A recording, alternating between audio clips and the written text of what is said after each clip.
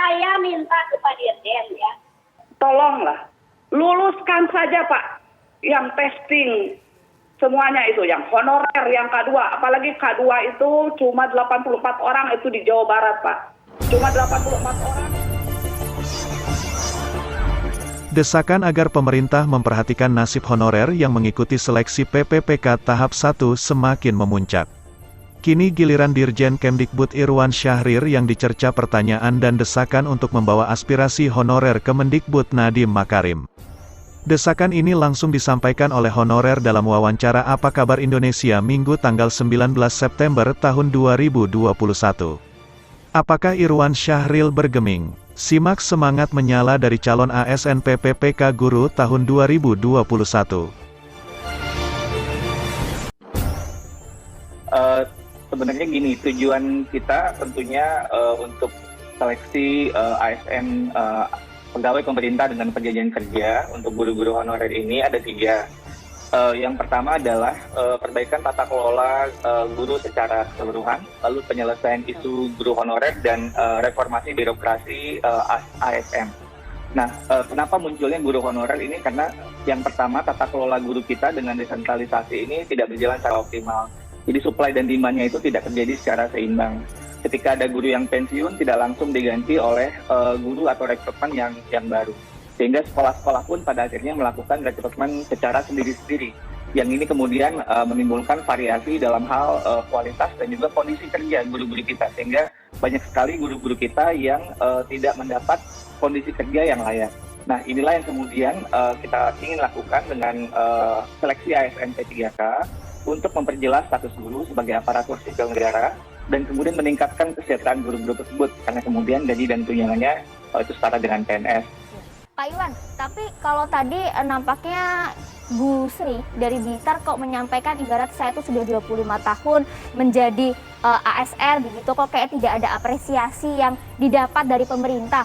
Ikut P3K untuk menjadi lebih layak dengan profesi guru ini kok ya susah juga. Afirmasi sudah ada tapi teknisnya kan juga susah ini Pak. Baik. Dalam hal penyusunan soal, kita telah melibatkan tentunya panel ahli substansi terdiri dari dosen, guru, dan praktisi di setiap mata pelajaran, dan juga hasil uji coba empiris yang dipandu oleh tim ahli psikometrika yang juga terdiri dari dosen dan praktisi, untuk kemudian menjamin bahwa setiap peserta tes yang dinyatakan lulus memiliki pengetahuan yang minimal yang dibutuhkan untuk menjadi guru aparatur sipil negara.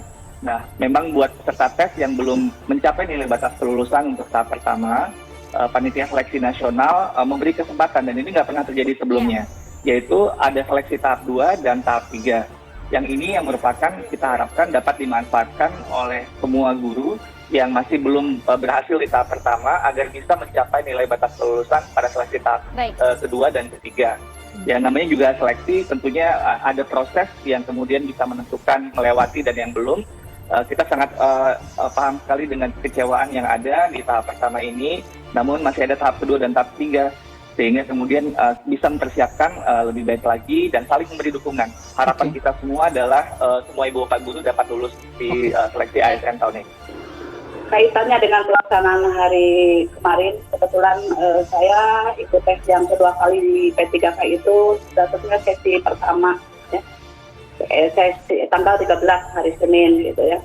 Itu betul-betul terjadi Pak di lapangan. Jadi terutama itu untuk kompetensi teknis ya Pak.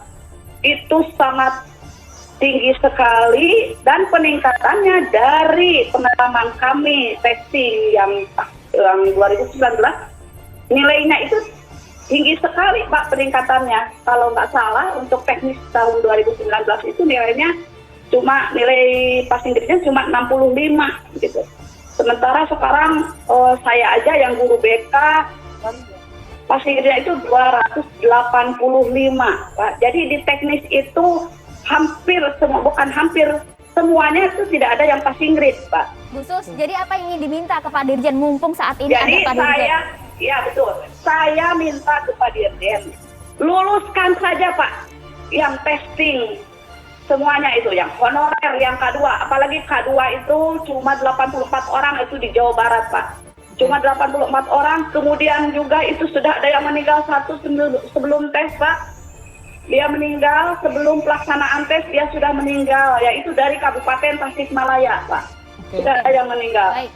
Dan tolonglah luruskan saja, terutama tolong sampaikan salam saya dan keinginan saya. Kami semua guru honorer ya dan K2, tolong sampaikan harapan, keinginan, ya, penghargaan atas pengabdian kami guru honorer dan K2 kepada Mas Menteri. Tolong dikit saja nurani untuk kami ya, karena tidak akan ada Pak Dirjen, tidak akan ada menteri, tidak akan ada presiden, tidak akan ada pengusaha tanpa kami guru honorer. Baik, Gitu. silakan Pak Dirjen. Jadi angkat saja, gitu. Ya Baik. semua luluskan saja, Ya. angkat jadi P3K. Halo, ya. Assalamualaikum warahmatullahi wabarakatuh, Pak Dirjen. Saya mengapresiasi dari apa yang disampaikan oleh Khusus, tapi dalam hal ini memang segala sesuatunya itu kita sebagai masyarakat Indonesia juga mematuhi aturan. Nah, dalam hal ini bukan saya enggak, tapi dalam hal ini juga tolong kami jangan selalu mengatakan kan masih ada kesempatan kedua dan ketiga. Kami ini sebenarnya sudah sangat capek, Pak, dengan kondisi kami di lapangan. Kalau kami harus katakanlah harus bersaing dengan mereka yang muda dalam hal ini. Mohon maaf terkait kemarin soal ujian kemarin itu, saya guru bahasa Indonesia. Di sini pelajaran bahasa Indonesia soalnya kayak koran, Pak. Mohon maaf. Jadi kami mengerjakannya itu bukan memahami kalimat yang ada, tetapi hanya membaca petunjuk dan jawaban apa yang ada di situ. Karena untuk memahami kalimat yang di atas itu sangat dengan waktu yang sangat singkat itu sangat kami rasakan, apalagi dengan usia mata kami sudah, itulah kendala-kendala. Nah, kami sangat berharap bukan kami harus dibenturkan, masih ada kesempatan kedua, tahap kedua, ketiga, Pak. Mohon. Jadi mohon harapannya dengan apa, Bu Sri? harapan kami, tolong paling tidak kalau memang grade-nya itu, saya berharap grade itu turun, Pak. Paling tidak ada turun katakanlah 30%, itu satu. Kalau itu ada afirmasi, teman-teman ini ada afirmasi, katakanlah Pak 2 itu ada 15%. Atau mungkin yang usia 35 ada 30%. Ada toleransi di sana lah ya, Bu Sri? Itu ada toleransi gitu loh. baik. Dengan pengabdian kami yang selama ini sudah tidak ada belum ada perhatian sama sekali. Contohnya saya sudah 25 tahun. Nah ini Mbak yang harapan ada korelasi antara pengabdian dengan dengan aturan. Jadi kami tidak menolak aturan yang ada begitu, Pak. Langsung saja kita dengarkan Pak Dirjen, monggo dijawab Bu Sri dan juga Khusus tadi masukannya. Terima kasih masukan-masukannya kepada Bu Sri dan Bu Suswantini. Tentunya seperti yang sudah disampaikan juga oleh Bu Sri dan Bu Suswantini bahwa kita sangat memahami tentang kondisi yang ada di lapangan. Tentunya ini menjadi perhatian kita semua, Ibu. Namun tentunya yang seperti Ibu juga sampaikan bahwa untuk menjadi aparatur sipil negara ini perlu melalui sebuah proses seleksi. Ini kan sesuai dengan undang-undang atau regulasi yang ada. Nah, pemberian afirmasi berupa bonus nilai ini kepada non-ASN yang berusia 35 tahun ke atas dan juga untuk guru honorer PHK 2 ini tentunya sudah kita khususkan. Karena sekali lagi kita ingin yang ini sebelumnya tidak ada dalam seleksi ASN sebelumnya, dan kemudian kita berharap tentunya dengan kesempatan yang lebih banyak pada tahun ini kita pun juga bisa memastikan bahwa guru-guru kita bisa memaksimalkan kesempatan yang ada ini. Jadi kami harap tetap kita berjuang untuk memaksimalkan Ibu, mungkin jangan patah semangat dulu.